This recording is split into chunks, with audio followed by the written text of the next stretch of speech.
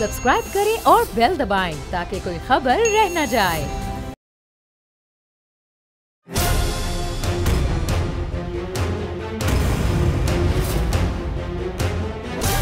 From the Islamabad studios of Bol Network, it's time for Jameel Farooqi on National Debate. Good evening. Welcome to National Debate. साजिश या मुदाखलत, साबिक वज़ीर-ए-आज़म पाकिस्तान इमरान खान के power shows पर power shows, सहाफ़ियों से मुलाकातें और उनके साथ ऑफ द रिकॉर्ड गुफ्तगू। कुछ चैटम हाउस रूल्स को मद्देनजर रखते हुए आप डिस्कस नहीं कर सकते। बहुत कुछ ऐसा जो कि शेयर करने के काबिल था आप सबके सामने रख दिया गया, लेकिन सवाल वही है। अगर बात रिजीम चेंज की थी तो उस वक्त यानी 9 और 10 अप्रैल की रात प्राइम मिनिस्टर हाउस के अंदर क्या होता रहा? साबिक स्पीकर कौमी असेंबली असद कैसर साहब क्यों मुस्ताफी हुए? बीबीसी ने जो बेसलेस स्टोरी घड़ी उसके पीछे क्या हकायक थे या नहीं थे? और 20 मई तक जो बार बार हतमी तारीख के ऐलान के हवाले से मामलात को लिंगर ऑन किया जाता रहा, क्या बैकडोर कोई डिस्कशंस हो रही हैं पाकिस्तान तहरीक इंसाफ की और मुक्तदर हलकों के दरमियान, या फिर ये सिर्फ बातें ही बातें हैं और पाकिस्तान तहरीक इंसाफ आइंदा लॉन्ग मार्च की तरफ या धरने की तरफ जाने जा रही है? आज के नेशनल डिबेट में इसी पर बात होगी। Agenda on the national debate पर बात करने से पहले हम बात करेंगे ट्रेंडिंग टुनाइट की। ट्रेंडिंग टुनाइट आज का हमारा हैशटैग है रिजीम चेंज। Regime change. मुझे जमील फारूकी कहते हैं। आप मेरा प्रोग्राम नेशनल डिबेट बोल न्यूज पर मुलाजा करते हैं। ऑन द डिबेट टुनाइट आज के हमारे मुअज़्ज़ज़ मेहमान हैं साबिक स्पीकर कौमी असेंबली और स्वाबी से पाकिस्तान तहरीक इंसाफ के सीनियर रहनुमा जनाब असद कैसर साहब। असद कैसर साहब आज किसी भी स्टूडियोज में पहली दफ़ा तशरीफ ला रहे हैं और पाकिस्तान तहरीक इंसाफ की हुकूमत जाने के बाद उनका आज पहला बाकायदा इंटरव्यू नेशनल डिबेट में नशर हो रहा है। मैं साबिक स्पीकर कौमी असेंबली जनाब असद कैसर साहब को इस 1-on-1 नेशनल डिबेट में खुशामदीद कहता हूँ और मेरे लिए ये ऑनर की बात है कि वो पहली दफ़ा किसी भी टेलीविज़न के स्टूडियोज़ में आए हैं और बोल्ड टेलीविज़न के स्टूडियो में तो ख़ास तौर पर पहली दफ़ा आए हैं। सर, आप तशरीफ़ लाए, आपका बहुत बहुत शुक्रिया। मेरा पहला सवाल आपसे ये रहेगा कि आप लोग रिव्यू में गए हैं जो रूलिंग अनडू कराई गई थी सुप्रीम कोर्ट ऑफ पाकिस्तान की जानिब से, उसका कॉन्स्टिट्यूशनली कितना इम्पैक्ट है और उसमें क्या निकल सकता है आने वाले दिन? देखिए, सबसे पहले बात तो ये है कि मैं कस्टोडियन रहा हूँ द हाउस नेशनल असम्बली का जी। तो ये मेरा अखलाकी फ़र्ज़ है कि जिस चीज़ को मैं समझता हूँ कि वो हमारी जो पार्लियामेंट है उसको इख्तियारात को चैलेंज किया गया तो उसको मैं डिफेंड करूँ। तो इसलिए मैंने ये सोचा, फिर मैंने पार्टी लीडरशिप से भी बात की, प्राइम मिनिस्टर खान साहब से भी बात की, तो उनके मशवरे से फिर मैंने जो है ना नईम बुखारी साहब को जो है अपना कौंसल बनाया और वही जो है ना मेरा केस पेश करेगा। मेरा बुनियादी मौक़िफ़ ये है कि पार्लियामेंट एक सुप्रीम इदारा है और पार्लियामेंट सबसे बालातर इंस्टीट्यूशन है जी। हर इदारे की अपनी कॉन्स्टिट्यूशन में अपनी दाराकार है जी। हर इदारा जो है ना अपने हद में रहे और अपने हद में काम करे। हमने जो कुछ किया है वो पार्लिमानी रवायात और ट्रेडिशन और उसके मुताबिक किया है। और आर्टिकल 5 का जो हमारे ऊपर हमारे हल्फ की जिम्मेदारी है कि अगर हमें कोई ऐसी चीज़ महसूस हो, कोई ऐसी साजिश हुई है, कोई मुदाखलत हुई है, हमारी इंटीग्रिटी हमारी सालिमियत पे कोई हमला हुआ है, तो बीइंग स्पीकर मेरी रिस्पॉन्सिबिलिटी थी कि मैं उसके तह तक पहुँच जाऊँ और उसको इन्वेस्टिगेट करूँ। तो इसलिए वो रूलिंग जो हमने दी थी वो हमने एक जो कॉन्स्टिट्यूशनल राइट था आप लोगों का, कॉन्स्टिट्यूशनल राइट था, आर्टिकल 5 के तहत मेरा कॉन्स्टिट्यूशनल राइट था। फिर इसके बाद सबसे पहला बात ये कि जब पूरी मीडिया को पता चला, प्राइम मिनिस्टर ने ये बात की, फॉरेन मिनिस्टर ने ये बात की, और फिर मैंने जो है ना पार्लिमानी जो हमारी कमेटी कौमी सलामती कमेटी उसमें जो है ना सबको बुलाया, नहीं आए वो, तो मैं इस बात पे कन्विंस हो गया कि अभी इसमें कुछ है, कुछ इसको इन्वेस्टिगेट करना चाहिए। और इसलिए वो जो अदम इत्तेमाद का तहरीक थी हमने उसको अपनी रूलिंग के ज़रिए कानून के मुताबिक जो है ना उसको ख़त्म करवाया। तो मेरा इस वक्त मौक़िफ़ ये है कि पार्लियामेंट एक सुप्रीम इदारा है, हर इदारे के एहतराम है, सुप्रीम कोर्ट के लिए हमारा बड़ा एहतराम, उनके फैसले का अपनी जगह पर आपको एहतराम है, उसके फैसले का एहतराम भी है और हमने इसको इम्प्लीमेंट भी किया। लेकिन हम अपनी पार्लियामेंट की जो राइट्स है उसको हम नहीं छोड़ सकते।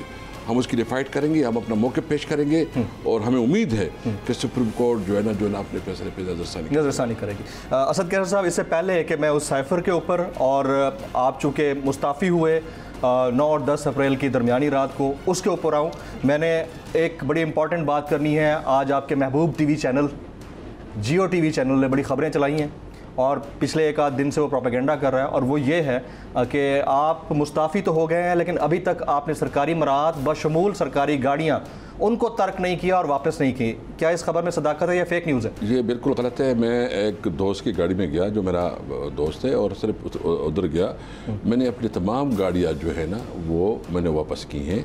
वो असेंबली सेक्रेटरीट से पूछ सकती हैं। अच्छा, आपने तमाम गाड़ियाँ वापस कर दी? वापस कर दी। ये जो खबर चला रहा है प्रोपेगेशन है? प्रोपेगेशन है, मतलब एक दोस्त की गाड़ी में मैं गया था। हाँ। और वो मेरा एक दोस्त की गाड़ी है। हाँ। बाकी ये मेरे सेक्रेटरीट से खुद कंफर्म करें, आप लोग कंफर्म करें।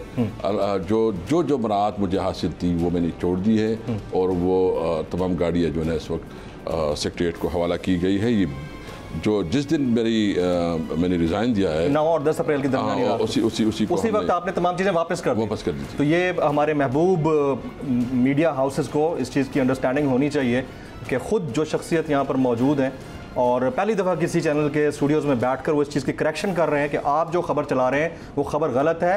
उन्होंने जिस दिन रिज़ाइन किया था उसी दिन अपनी तमाम तर मराहत को वापस कर दिया था। Very kind of you sir, ये बड़ी ज़बरदस्त हो गया। अब आ जाते हैं ज़रा साइफर के ऊपर। 4 बड़ी शख्सियात को वो मरासला डी क्लासीफाई करने का उस वक्त भी खान साहब ने कहा था, हम मौजूद थे प्राइम मिनिस्टर हाउस में। ये 9 और 10 अप्रैल की दरमियानी रात 10 से 12 बजे के दरमियान जो गुफ्तगू हो रही थी, हम उसका हिस्सा थे। आपने वो मरासला अपनी आंखों से देखा, पढ़ा, उसके बाद डिसीजन लिया? प्लीज़ बताइए। बिल्कुल। मैं बेसिकली पहले तो जो खान साहब ने बात की जी, और इस्लामाबाद जलसे में भी जी, तो डेफिनेटली वो तो हमारा लीडर है, हम इसको एतमाद करते हैं वो जो बात करते हैं, लेकिन वो साथ भी है कि वो कभी झूठ नहीं बोल सकता। वो जो कहता है वो फैक्ट के मुताबिक कहता है, और आपको पता है कि उसको झूठ का कोई वो आता भी नहीं है कि वो कैसे झूठ बोले। तो बहरहाल फिर मुझे जो उन्होंने जो पूरा मरासला भेजा और उसको मैंने स्टडी किया, जो खान साहब पब्लिक में कहते हैं मन वही है। यानी एक डिप्लोमेट आपके डिप्लोमेट को जिस लैंग्वेज से बात करता है, हम एक आज़ाद कौम है, हम एक खुददार कौम है, हमारी अपनी जो है ना मुल्क की कवानीन है, कोई हमें इस तरह डिक्टेट नहीं कर सकता। देखो ये जो प्रोटोकॉल है, इंटरनेशनल प्रोटोकॉल है, इसके अपनी रूल्स है। आपने जो बात करनी है स्टैंडर्ड ऑपरेटिंग प्रोसीजर्स हैं उसके मुताबिक आपने बात करनी होती है। इस तरह आप नहीं कह सकते किसी को कि अच्छा आपने ये काम क्यों किया, ये काम क्यों किया, ये काम। आप अपना कंसर्न बता सकते हैं, आप डायरेक्शन नहीं दे सकते। तो उसमें तो क्लियर डायरेक्शन थी, उसमें क्लियर धमकी थी, और उसमें बिल्कुल वाज़ेह किया गया कि अगर आप लोगों ने इसको एतमाद के जरिए नहीं निकाला, अदम एतमाद के जरिए, तो फिर हम जो है ना बड़े आपके लिए अच्छा नहीं होगा। और फिर उसने कहा कि प्राइम मिनिस्टर चाइना गए, उधर उसने प्यूटन से मुलाकात चाहिए, उधर मुलाकात नहीं हुई। फिर जो है ना ये डिसीजन ये प्राइम मिनिस्टर का खुद था, ये जो है ना फिर प्यूटन को मिलने के लिए रशिया जा रहा था। इसकी स्टेट की पॉलिसी नहीं थी, एक इंडिविजुअल की पॉलिसी थी, और यूरोप भी खपाया, मतलब जिस तरह बात की है। हालांकि यूरोप के साथ उसी दिन जो उधर की जो प्रेसिडेंट है उसकी प्राइम मिनिस्टर से बात हो गई थी, उसके साथ भी हमारी इंगेजमेंट है। हम किसी मुल्क के अंदर न मुदाखलत चाहते हैं, न किसी को अपने मुल्क में मुदाखलत की इजाज़त देंगे, न हम किसी मुल्क की जंग में हिस्सेदार बनना चाहते हैं। और हमारी ख्वाहिश है कि हम अमन की तरफ बढ़े, और दुनिया में जहाँ भी पाकिस्तान जो है ना को ज़रूरत हो अमन बहाल करने के लिए अपना किरदार अदा करे, लेकिन जंग में नहीं, जिस तरह प्राइम मिनिस्टर ने हमेशा कहा हुआ है। तो ये एक बिल्कुल क्लियर पॉलिसी है, हमारे किसी मुल्क के खिलाफ जारियत नहीं है। हमारा सिंपल बात यह है कि भाई डिक्टेट ना करे, ये कोई डिक्टेट ना करे, हम गुलाम नहीं है, हम एक आज़ाद कौम है, पाकिस्तानी एक बाइज्जत कौम है, हमारे साथ बराबरी के मामलात हो जाए। स्पीकर साहब, फॉर्मर स्पीकर साहब, आपके मौजूदगी के अंदर पहली NSC मीट हुई, आप उसके अंदर मौजूद थे या बाकी लोग थे, आप उसमें नहीं थे? नहीं, मैं उसमें नहीं था, क्योंकि मैं उसका हिस्सा नहीं हूँ। आप उसका हिस्सा नहीं है, कॉन्स्टिट्यूशनली आप हिस्सा नहीं है, लेकिन आपने चीज़ें सारी अपनी आंखों से देखी, और वहाँ पर वो मीटिंग हुई और उसका एलामिया आया जिसमें इंटरफेरेंस का बाकायदा तज़किरा किया गया। पहली NSC मीट का जो एलामिया आया, उसके बाद क्या दूसरी NSC मीट की ज़रूरत थी शहबाज शरीफ साहब की मौजूदगी में? देखिए, ये जितना कहेंगे अभी तो उसकी गवर्नमेंट है, वो तो इन्फ्लुएंस करेंगे। मैंने अभी सुप्रीम कोर्ट के उधर भी मीडिया से बात की। मैंने कहा सबसे पहली बात तो ये है कि कोर्ट हमारी बहुत काबिल एहतराम है। मैंने भी लेटर लिखा है कोर्ट को, मतलब उधर मैंने उधर उस वक्त जब मैं चेयर पे था उस वक्त में मैंने बात की थी। हम सिर्फ ये मानेंगे कि एक कोर्ट एक आला इख्तियाराती कमेटी बनाए, जुडिशल कमीशन बनाए, और वो वही सी जो है ना पता चलेगा कि क्या फैक्ट क्या है।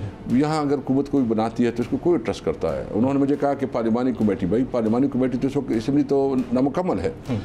वही कमेटी होगी जिसकी ऑथेंटिसिटी होगी और उसकी कोई माना जाएगा और पूरी कौम भी मानेगी और हम भी मानेंगे। तो इसको हम साजिश कह सकते हैं, मुदाखलत कह सकते हैं, क्या कह सकते हैं? देखो साजिश तो डेफिनेटली साजिश है, डेफिनेटली साजिश है। अगर आप कहें कि अगर इसको आपने नहीं उठा, मतलब 7 तारीख को आप मीटिंग करते हैं। हाँ, और आप लेकिन सेकंड एनएससी मीट का एलामिया कहता है कि साजिश तो नहीं हुई, कॉन्स्पिरेसी नहीं हुई, तो अब किसको माने हम? खान साहब की सदारत में होने वाले एनएससी मीट की एलामिया को माने, या फिर हम जो अभी शहबाज शरीफ साहब की सदारत में एनएससी मीट हुआ उस एलामिया के माने? आप हमें क्लियर कीजिए। देखिए मैं तो ये कहता हूँ कि मैंने वो सारा डॉक्यूमेंट्स खुद पढ़ा है और उसमें आप मुझे बताएं कि अगर आपको कोई कहे कि अगर आपने ये काम नहीं किया तो फिर ये होगा, धमकी है, सीधी वो मैसेज देता है, धमकी है, थ्रेट, ओपन थ्रेट वो देता है कि अच्छा। तो उसने कहा तो इसका मतलब तो ये है कि ये एक साजिश की, क्योंकि उसको क्या पता था करारदाद ये अदम एतमाद की तहरीक पेश हो गई है। वो पहले कह देता है कि जो है ना अदम एतमाद तहरीक में अब इसको फारिग करें, तो इसका मतलब साजिश है। पहले इसके ऊपर जो है ना काफ़ी मीटिंग्स हो चुकी है, डिस्कशन हो चुकी है, इसके बाद उसने सारी मीटिंग हमारे साथ की है। तो देखिए ये टाइम है, ये डिफाइनिंग मूवमेंट है पाकिस्तान के लिए कि पाकिस्तानी कौम अपनी आज़ादी के लिए उठे। यानी इमरान खान ने तो उसके लिए उसने हमारे साथ मीटिंग की, उसने कहा 2 रास्ते हैं, मुझे पता, उसने कहा कि 2 रास्ते हैं।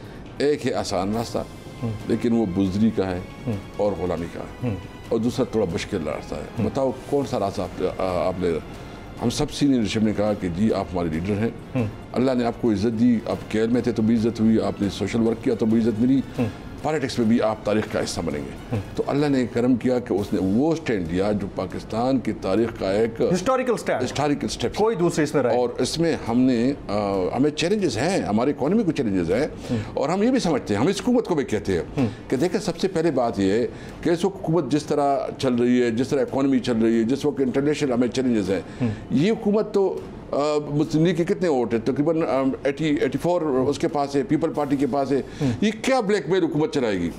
मतलब कभी जो ना ये मौलवी से जो है ब्लैकमेल होंगे, कभी पीपल पार्टी से ब्लैकमेल होंगे। छोटे छोटे वाहिद रास्ता है, बेहतरीन हल इंतखाबात वाहिद रास्ता है। हुकूमत सर जिसको भी वो मैंडेट दे वो उसके पास, उस तरफ हम आते हैं। लेकिन मेरे पास बड़े ज़बरदस्त सवाल आते हैं, मैंने आपसे पूछना है। जिस वक्त इमरान खान साहब की हुकूमत जा रही थी या जिस वक्त खान साहब आउस्ट हुए हैं, क्या इमरान खान साहब और इस्टेब्लिशमेंट एक पेज पर नहीं थे उस वक्त? देखिए सबसे पहले तो बात यह है कि ये सफ़ा कब से फटना शुरू हुआ? नहीं, मैं इस्टेब्लिशमेंट के बारे में इतना कहूँगा कि इस्टेब्लिशमेंट ने एक मौक़िफ़ इख्तियार किया। वो क्या था? वो कि हम न्यूट्रल हैं, हम इनकी मौक़िफ़ की रिस्पेक्ट करते हैं। मैं इस पर ज़्यादा कमेंट्स नहीं करना चाहता। मैं सिर्फ ये समझता हूँ कि बिल्कुल इदारों को जो है ना अपने हुदूद के अंदर, अपने दायराकार के अंदर काम करना चाहिए। पार्लियामेंट का अपना काम है, इस्टेब्लिशमेंट का अपना काम है, वो सरहदात की हिफाजत करते हैं, जुडिशरी का अपना काम है।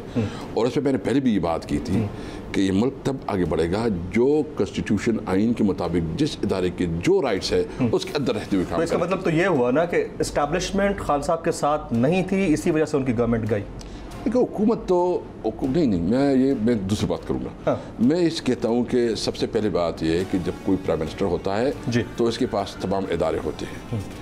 फिर जो अदम एतमाद था उन्होंने एक 95 के आर्टिकल 95 के तहत जो है ना वो प्रोसेस किया, और वो प्रोसेस जो है ना फिर हमारे लोग जो जिन्होंने ज़मीर परोशी की। इसका मतलब ये होता है ना कि अगर वो इस्टेब्लिशमेंट साथ थी तो फिर आउस्ट कैसे हुए? इस्टेब्लिशमेंट साथ नहीं थी ना, इसका मतलब। नहीं, देखो मैं ये कहूँगा कि हमारे अपने कुछ ज़मीर परोशों ने जो जिस तरह हरकत की, जिस आदमी ने आपको इज्जत दी, जिस आदमी की वजह से तुम असम्बली में पहुँचे हो, जिस आदमी की वजह से तुम्हें पहचान मिली है, उसी आदमी के खिलाफ तुम जो है ना उठ के जो इस किस्म की हरकत करते हो। Let me rephrase my question. आप कह रहे हैं ना कि आपके अपने ज़मीर फरोशों ने ज़मीर बेचा, जिसके बायस अदम एतमाद का वोट कामयाब हुआ, तो उनके ज़मीर बेचने में मुक़्तदर कुव्वतों का, हल्कों का कोई रोल नहीं है? मैं इस पर कोई कमेंट नहीं करूँगा। मैं समझता हूँ कि अगर जहाँ से भी हुआ, जिस तरह भी हुआ, मुल्क के साथ ज़्यादती हुई और इसके असरात आप देख रहे हैं कि इस वक्त इकॉनमी किस सूरत हाल में, किस पोजीशन में है। यानी इस वक्त इकॉनमी जो है ना, आपकी देख लीजिए कि डॉलर आज जो मेरे ख्याल में जो अभी मैं देख रहा था कि 194 पे चला गया। जी, डॉलर 194 पे चला गया। तो कितनी खतरनाक है, और ये तो मुल्क डिफॉल्ट की तरफ जा रहा है। स्पीकर साहब, आप इस पर कोई कॉमेंट नहीं करना चाहते, लेकिन मैं आपके सामने एक छोटा सा इक़्तिबास रखता हूँ उस ख़त का जो शीरी मज़ारी साहिबा ने अक़वाम मुत्तहिदा के मंदूबीन को लिखा है। शीरी मज़ारी साहिबा कहती हैं कि मार्च में इमरान खान की हुकूमत ने काबीना इजलास में तमाम अरकान काबीना के सामने ये रखा था कि साबिक़ वज़ीर आज़म के ख़िलाफ़ इस्टेब्लिशमेंट और अपोजिशन जमातों की मदद से अमेरिका ने साजिश की। ये ख़त लिखा है शीरी मज़ारी ने अक़वाम मुत्तहिदा को। तो इससे तो ये क्लियर हो रहा है कि इस्टेब्लिशमेंट ऑन बोर्ड नहीं थी पीटीआई के साथ जब खान साहब गवर्नमेंट से जा रहे थे। देखिए मैडम, शीरी मज़ारी का एक मिजाज है और हम आप समझते हैं, हम बड़ा एहतराम भी करते हैं और मुझे इसके बारे में पता नहीं है कि ये कोई ऑफिशियली उन्होंने लिखा या अपने वो, क्योंकि एक आज़ाद खातून है वो जो नहीं, ये जो मदीना के अंदर वाक़या हुआ है मस्जिद नबी के अंदर, उसके ऊपर उन्होंने तौहीन मज़हब के कानून के पीटीआई अरकान के ख़िलाफ़ गलत इस्तेमाल और मुमकिन गिरफ्तारियों के हवाले से चंद खतूत लिखे हैं अक़वाम मुत्तहिदा के मंदूबीन को, और अपनी तमाम तर पोलिटिकल लीडरशिप एलीट को उन्होंने कॉन्फिडेंस में लेकर ये ख़त लिखे हैं। अच्छा, मैं इसलिए आपके सामने रखना चाह रहा था। अगर आपको आपके नॉलेज में नहीं है, it's okay, I don't want to ask that question again, but again, क्या फ़ौज ए पॉलिटिकल है? होना चाहिए, होना चाहिए है। मैं समझता हूँ कि ये एक अभी इसके ऊपर क्वेश्चंस हैं, there are still the questions on this side. अच्छा, 9 और 10 अप्रैल की दरमियानी रात आप भी बार बार प्राइम मिनिस्टर हाउस का विजिट कर रहे थे।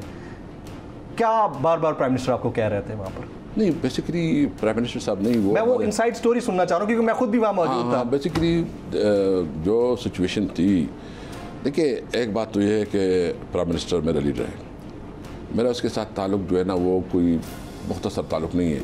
मेरा उसके साथ ज़िंदगी के 26 साल गुजरे हैं। मैं उसके साथ जो है ना अपने सियासी करियर का लंबा इन्हन गुजार चुका हूँ। तो मैंने जो भी करना था मेरा अपना मौक़िफ़ उसके सामने रखा कि जो हमारे कॉन्स्टिट्यूशन और जो अदालती फैसला है वो सामने रखा, और जो बाकी लीडरशिप भी थी, शाह कुरैशी साहब, असद उमर, परवेज़ खट्टक, शफकत महमूद, बाकी जो फवाद चौधरी सारे उधर थे, बाबर अवान, तो फिर उस पर मशावरत हुई और उन्होंने मुझे अप्रूव करवाया कि हाँ ठीक है, आप जो अदालत का फैसला है उसके मुताबिक जाएं और जो आपका मौक़िफ़ है वो भी बताएं। तो मैंने अपना मौक़िफ़ भी बताया, उस वक्त मैंने अपना मौक़िफ़ और अदालती फैसले का एहतराम भी किया। 10:50 यानी 11 बजे तक खान साहब बिल्कुल रिलैक्स थे, उनके चेहरे के ऊपर कोई गुस्सा नहीं था, कोई ऐसी कैफियत नहीं थी और कहीं से नहीं लग रहा था कि वो बैकफुट पे जाएंगे। ऐसा क्या हुआ कि वो जो अदालतें खुलने वाला वाक़या था या उस हवाले से जो सायरन बजने लग गए तो आपने ये डिसीजन लिया या फिर कहीं और से प्रेशर था? नहीं, मुझे यकीन जाने मुझे कोई सायरन मारने का कोई पता नहीं था। अच्छा, आपके नॉलेज में नहीं था? नहीं, मैं आपको नहीं पता था कि अदालत खुलने लगी है 12 बजे? नहीं, मैं जब निकल रहा था तो मुझे सेक्रेटरी साहब ने कहा कि कोई अदालत खुल रही है। यानी मेरा मोटिवेशन हुआ नहीं या मुझे उसका पता नहीं होता, क्योंकि मैं तो अपनी डिस्कशन और मीटिंग में लगा रहा, टीवी देखता नहीं रहा और अपने साइड पे। तो वो जो मैं निकल रहा था तो मुझे सेक्रेटरी साहब ने कहा कि सुना है कि दी अदालत भी खुल गई है। वो मैंने वो रियलाइज़ नहीं भी किया उस वक्त, लेकिन मैंने अपना मौक़िफ़ खान साहब के रखने रखा, सारी लीडरशिप के सामने रखा कि ये हमारे ये चीज़ें हैं, ये रिपरकशन हैं। तो खान साहब ने कहा कि आप जो है ना अदालत की जो फैसला है उसका एहतराम करें और जो काम करना है, मुश्किल काम था क्योंकि उम्र मैंने मुझे अल्लाह ताला ने मौका, मैंने ज़िंदगी के 26 साल उसके साथ गुजारे। जब मुझे अल्लाह ताला ने मौका दिया कि मैं स्पीकर बना और मैंने उसका काउंट करवाया और मैंने अनाउंस किया कि प्राइम मिनिस्टर इमरान खान, मैंने पहले से ये फैसला किया था, पहले से जब ये अदम एतमाद आया मैंने कहा अल्लाह ना करे कि अगर वो सिलसिला रही तो मैं इससे पहले रिजाइन दूंगा। ये मेरा फैसला उसी वक्त का नहीं था, ये मेरा फैसला पुराना था। जब 15 यानी आपने पहले से ये माइंड बना रखा था कि मैंने कहा अगर आए तो मैं खान साहब की डीनोटिफिकेशन वाला काम नहीं करूंगा, मैं इसको ये अनाउंसमेंट में नहीं करूंगा क्या उसके बारे में मैंने उसको बताया था, मैंने अपनी पार्टी को भी बताया था क्योंकि मैंने अल्लाह ने मुझे इज्जत दी। बहरहाल देखो हर एक चीज़ में अल्लाह ताला की एक अपनी मसलिहत होती है। और मैं समझता हूँ कि जो हुआ जुल्म हुआ बड़ा मुल्क के साथ हुआ, मुल्क की इकोनॉमी किस तरफ जा रही है, सब कुछ जा रही है, पॉलिटिकली हमें फ़ायदा हुआ। यानी हमारे पार्टी नहीं, उसमें तो कोई शक नहीं है, जितना बड़ा नैरेटिव का मॉन्स्टर आपने खड़ा कर दिया है, अपोजिशन को निकल जाएगा। मैं ये कहता हूँ ये पार्टी जो है ना अभी रूट्स की पार्टी बन गई, ये पब्लिक की पार्टी बन गई, ये पाकिस्तानी अवाम की पार्टी बन गई, ये अभी नजरिया बन गया, ये पार्टी अभी ख़त्म होने वाली नहीं है। जो पार्टी, और ये अल्लाह ने किया है, इसमें हमारा शायद कम अल्लाह ने किया, ये हमने जो कुछ हुआ है ना, ये बाय डिफॉल्ट हुआ है, बाय डिज़ाइन नहीं हुआ, बाय डिज़ाइन नहीं हुआ। और शुक्रिया मैं कर रहा हूँ इनका कि इन्होंने मेरे बारे की वैसी सोच दे कि इस वक्त जो चैलेंजेस है जो अच्छा मतलब बहुत ज़्यादा सीरियस चैलेंजेस है। हम कहते हैं कि सबसे पहले ये है कि इस वक्त चैलेंज इतना बड़ा है कि इस चैलेंज में आवाम के पास जाना चाहिए। आवाम ने, लेकिन सर आवाम के पास इस शक्ल के साथ कैसे जाएंगे जहां आपने इतना बड़ा एनाकोंडा खड़ा कर दिया है, साजिश और मुदाखलत वाला, वो कैसे जाएंगे पब्लिक में इस शक्ल के साथ? तो उनके लिए भी तो बड़ा मसला है ना, वो तो टाइम बाय करेंगे। आप चाहते हैं फौरन जाएं, वो कहते हैं टाइम बाय करेंगे। अच्छा, मैं इस तरफ बाद में आता हूँ। ख्वातीन हज़रात, यहाँ वक्त हो एक ब्रेक का। ब्रेक के बाद जब वापस आएंगे तो गुफ्तगू को मजीद आगे बढ़ाएंगे।